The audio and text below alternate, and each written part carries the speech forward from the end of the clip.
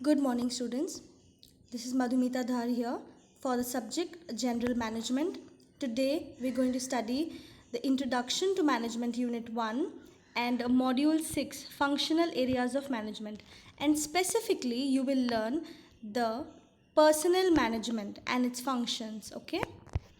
So let us begin. As you already know, students, it's noted earlier that the management scope or the general management scope is comprehensive because it includes each and every activity of the organization. It covers literally every part of the organization because every activity, every subsection, section or departments have to be organized, have to be managed in an appropriate manner. Okay, so the broad functional areas of management are planning, organizing, staffing, directing, controlling, which has already been explained to you, okay, which you've already learned in 12th standard commerce if you all have taken. But let me just clear it out. Planning is planning things in advance, what has to be done, how it is to be done. Organizing is getting things organized in an appropriate way. Staffing is recruitment. Okay, we select the employee later. Controlling, directing all the employees in an organization is personnel management. Okay, so we're going to study everything in detail. So personal management basically deals with the manpower employed in an organization. Okay, so therefore the manpower is a very essential element of an organization. If the manpower is in place, then the organizational activities will be in place. And there are certain stages of acquiring the employment and then till the end part where the employee stays with the organization. So personal management includes everything right from the beginning, that is recruitment. Recruitment is selecting the right person for the right job at the right time at the right place. Selecting is selection of a particular person who is the most suitable person for the job category. Then we have to train the employees. Proper training has to be given to the employees. Then after training, once they start working, they have to be given induction, and later on they have to be compensated for the work done, that is on the basis of the wages, salaries or other monetary or non-monetary benefits. Later, motivation also has to be provided to the employees because they have to be kept motivated in order to do the work in the organization. Okay, by providing incentives, reward systems, other benefits in kind or in cash, and maintenance and controlling is very important of the personnel management because there are different kinds of employees and different types of employees. So each and every employee has to be dealt in their own different way. Okay, because every employee has their own special needs and they have to be generated or dealt with such so that they are following the general interest of the organization, that would be profit maximization or wealth maximization, increasing the sales and therefore increasing the profit. Okay, so let us quickly start with personnel management.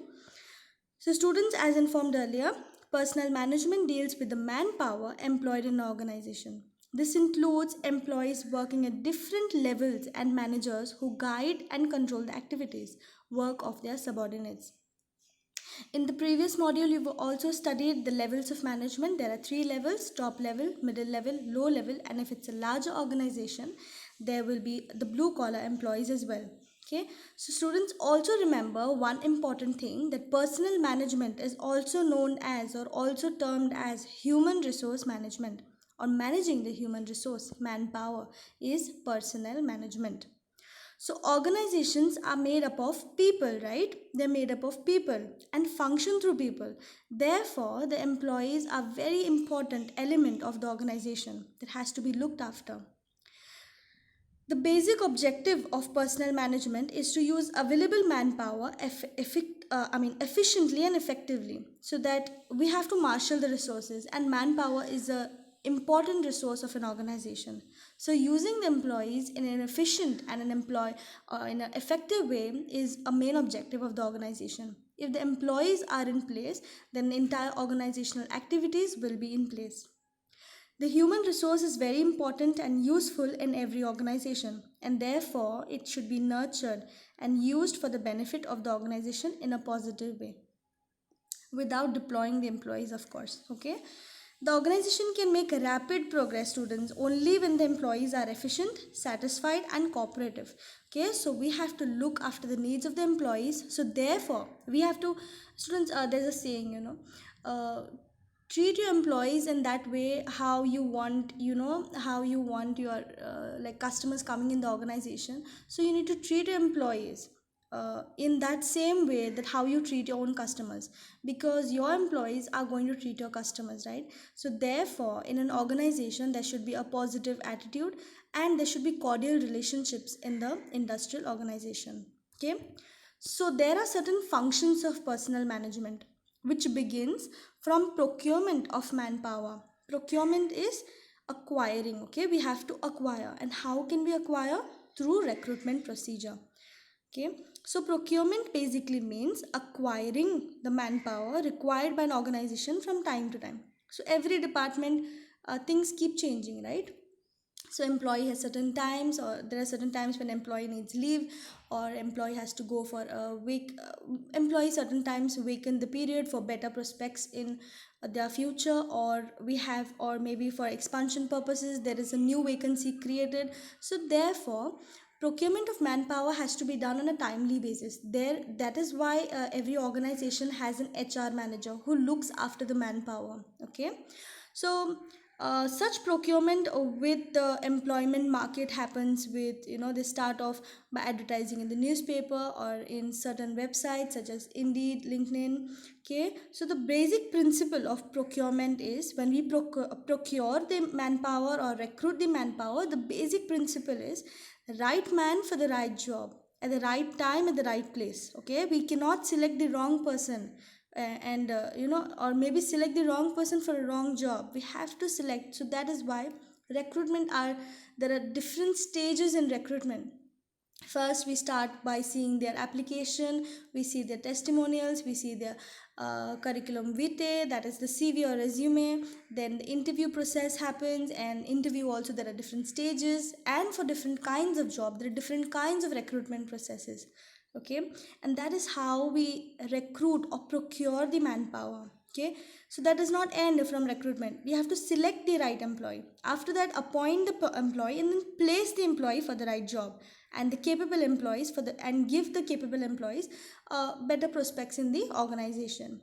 Afterwards, after procuring the employee, the second function of personal management is to develop the manpower to its best possible manner. What the employee can do more, we have to identify that as an organization and provide everything to the manpower that they can excel in their work. And development is only possible through training, right?